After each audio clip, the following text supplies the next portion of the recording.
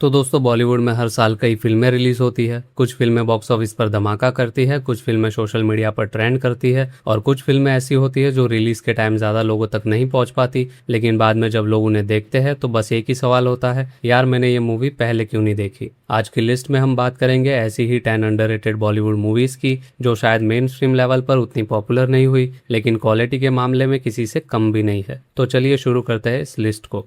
Number 10 पर है three of us, जो साल 2022 में रिलीज हुई थी। सैफ अली शाह, जयदीप अहलावत और स्वानंद किरकिरे की थ्री ऑफ अस एक बहुत ही सिंपल, इमोशनल और खूबसूरत फिल्म है। इस मूवी की कहानी शैलजा नाम की एक लेडी के अराउंड घूमती है जो अपने पास्ट को याद करने के लिए अपने होम टाउन वापस जाती है, लेकिन यह सिर्फ एक ओल्ड लव स्टोरी नहीं है। Movie memory, nostalgia, relationships, loss और लाइफ के उन मोमेंट्स के बारे में है जिन्हें हम पीछे छोड़ देते हैं। सैफ अली शाह की एक्टिंग इस मूवी की सबसे बड़ी स्ट्रेंथ है और जयदीप अहलावत भी अपने कैरेक्टर में बहुत ही नेचुरल लगते हैं। इस फिल्म में कोई ओवर द टॉप ड्रामा नहीं है, सब कुछ बहुत ही क्वाइटली होता है और शायद इसी वजह से मूवी देखने के बाद इसका इमोशनल इम्पैक्ट और भी ज्यादा फील होता है। अगर आपको स्लो, रियलिस्टिक और इमोशनल सिनेमा पसंद है तो three of us definitely watch करनी चाहिए।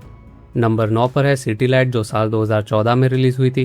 राजकुमार राव की फिल्मोग्राफी में बहुत सारी ब्रिलियंट मूवीज है और सिटी लाइट उन मूवीज में से एक है। कहानी है दीपक की, जो राजस्थान से मुंबई अपनी फैमिली के साथ बेटर लाइफ के लिए आता है, लेकिन मुंबई में आकर उसे पता चलता है कि बड़े शहर में सर्वाइव करना इतना ईजी नहीं होता। जॉब, पैसा, फैमिली और सर्वाइवल, मूवी एक नॉर्मल आदमी की स्ट्रगल को बहुत रियलिस्टिकली दिखाती है। राजकुमार राव की परफॉर्मेंस फिल्म की जान है। उनका कैरेक्टर कोई सुपर हीरो नहीं है, वो बस एक आम आदमी है जो अपनी फैमिली के लिए कुछ भी करने को रेडी है और इसी वजह से कैरेक्टर ऑडियंस को रिलेटेबल लगता है। सिटी लाइट शायद बॉलीवुड की सबसे फ्लैशी मूवी नहीं है, लेकिन इसका इमोशनल इम्पैक्ट काफी स्ट्रॉन्ग है।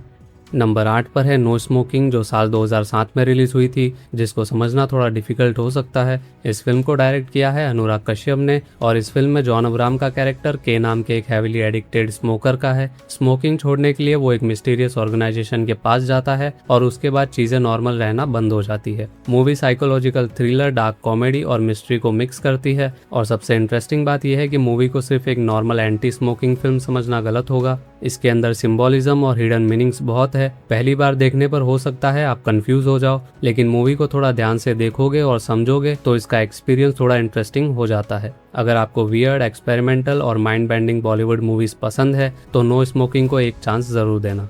नंबर 7 पर है धोबी घाट, जो साल 2010 में रिलीज हुई थी। आमिर खान के प्रोडक्शन में बनी धोबी घाट एक नॉर्मल बॉलीवुड मूवी जैसी बिल्कुल नहीं है। मुंबई इस मूवी का सिर्फ बैकग्राउंड नहीं है, मुंबई खुद इस मूवी का एक कैरेक्टर है। फिल्म 4 अलग अलग लोगों की लाइफ को फॉलो करती है, जिनकी स्टोरीज मुंबई के थ्रू एक दूसरे से कनेक्टेड होती है। मूवी में लोनलीनेस है, लव है, आर्ट है, मेमोरीज है और एक बड़े शहर में अपनी आइडेंटिटी फाइंड करने की स्ट्रगल भी है। धोबी घाट का सबसे इंटरेस्टिंग पार्ट इसका एटमॉस्फेयर है। मूवी को देखते वक्त ऐसा फील होता है जैसे आप कैरेक्टर की लाइफ को दूर से ऑब्जर्व कर रहे हो। ये टिपिकल बॉलीवुड मसाला मूवी नहीं है, इसीलिए अगर आपको फास्ट पेस स्टोरी चाहिए तो शायद ये मूवी आपके लिए नहीं है, लेकिन अगर आपको आर्टिस्टिक और रियलिस्टिक सिनेमा पसंद है तो धोबी घाट एक हिडन जेम है।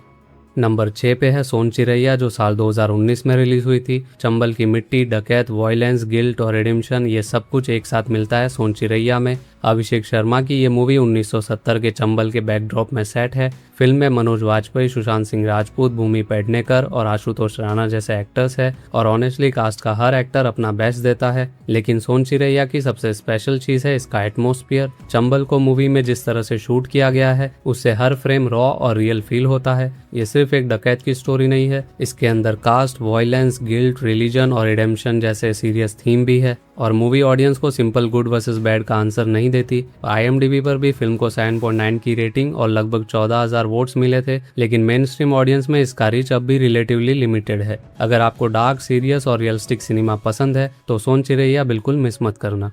नंबर 5 पर है ट्रैप, जो साल 2016 में रिलीज हुई थी। सोचो आप एक हाई राइज अपार्टमेंट में एक्सीडेंटली लॉक हो जाते हो, ना खाना, ना पानी, ना बिजली और सबसे डेंजरस बात, किसी को पता भी नहीं कि आप अंदर हो। राजकुमार राव की यह सर्वाइवल थ्रिलर एक सिंपल आइडिया को लेकर ऑलमोस्ट पूरी मूवी चलाती है, लेकिन मूवी का टेंशन इतना स्ट्रॉन्ग है कि आप कैरेक्टर के साथ ट्रैप फील करने लगते हो। राजकुमार राव की परफॉर्मेंस बहुत कन्विंसिंग है। मूवी में अननेसेसरी सॉन्ग या अननेसेसरी कैरेक्टर्स नहीं है, बस एक आदमी, एक अपार्टमेंट और एक सर्वाइवल की फाइट। ट्रैप की सबसे स्कैरी बात यह है कि इसका कॉन्सेप्ट इम्पॉसिबल नहीं लगता। आप सोच सकते हो कि अगर मेरे साथ ऐसा हो गया तो, और वही थॉट मूवी को और अनकंफर्टेबल बना देता है। फिल्म को ऑडियंस ने काफी अप्रिशिएट किया है, लेकिन ये फिल्म फिर भी मेन स्ट्रीम बॉलीवुड हिट के लेवल पर नहीं पहुंच पाई। नंबर 4 पर है मदारी, जो साल 2016 में रिलीज हुई थी। मदारी में इरफान खान एक ऐसे आदमी का रोल प्ले करते हैं जो एक ट्रेजेडी के बाद सिस्टम के अगेंस्ट खड़ा हो जाता है। मूवी का बेसिक क्वेश्चन बहुत सिंपल है, अगर सिस्टम आपको जस्टिस नहीं देता तो आप क्या करोगे। मदारी रिवेंज थ्रिलर है, लेकिन मूवी के अंदर करप्शन और अकाउंटेबिलिटी का एंगल भी है। इरफान खान की एक्टिंग फिल्म को एक अलग लेवल पर ले जाती है। उनका कैरेक्टर लाउड नहीं है, वो चिल्लाता नहीं है, लेकिन उसके इमोशंस और एंगर को आप क्लियरली फील कर सकते हो। फिल्म की स्टोरी गवर्नमेंट सिस्टम और आम आदमी के बीच के रिलेशनशिप पर भी सवाल उठाती है। अगर आप इरफान खान के फैन हो तो मदारी डेफिनेटली आपकी वॉच लिस्ट में होनी चाहिए।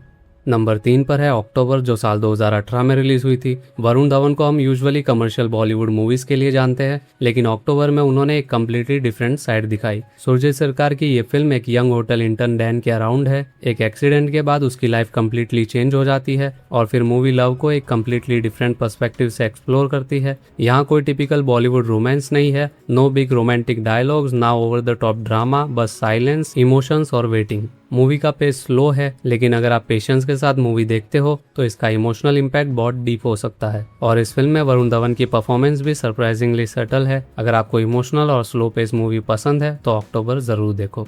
नंबर 2 पर है मांझी द माउंटेन मैन, जो साल 2015 में रिलीज हुई थी। इमेजिन करो एक आदमी के पास ना कोई मॉडर्न मशीन्स है, ना यूज टीम, ना कोई स्पेशल टेक्नोलॉजी। उसके पास है सिर्फ एक हैमर और एक इम्पॉसिबल ड्रीम। ये कहानी है दशरथ मांझी की। नवाजुद्दीन सिद्दीकी ने मांझी का कैरेक्टर प्ले किया है। अपनी वाइफ को खोने के बाद मांझी डिसाइड करते हैं कि वो पहाड़ को काट कर एक रास्ता बनाएंगे, और जो काम इम्पॉसिबल लगता है उसके लिए वो सालों तक मेहनत करते हैं। इस मूवी की सबसे पावरफुल चीज है इसका डिटर्मिनेशन। ये मूवी आपको फील कराती है कि कभी कभी एक इंसान का विल पावर कितना पावरफुल हो सकता है। नवाजुद्दीन सिद्दीकी की परफॉर्मेंस आउटस्टैंडिंग है और रियल लाइफ स्टोरी होने की वजह से इसका इम्पैक्ट और भी स्ट्रॉन्ग हो जाता है। अगर आप मोटिवेशनल सिनेमा पसंद करते हो तो ये मूवी डेफिनेटली देखो।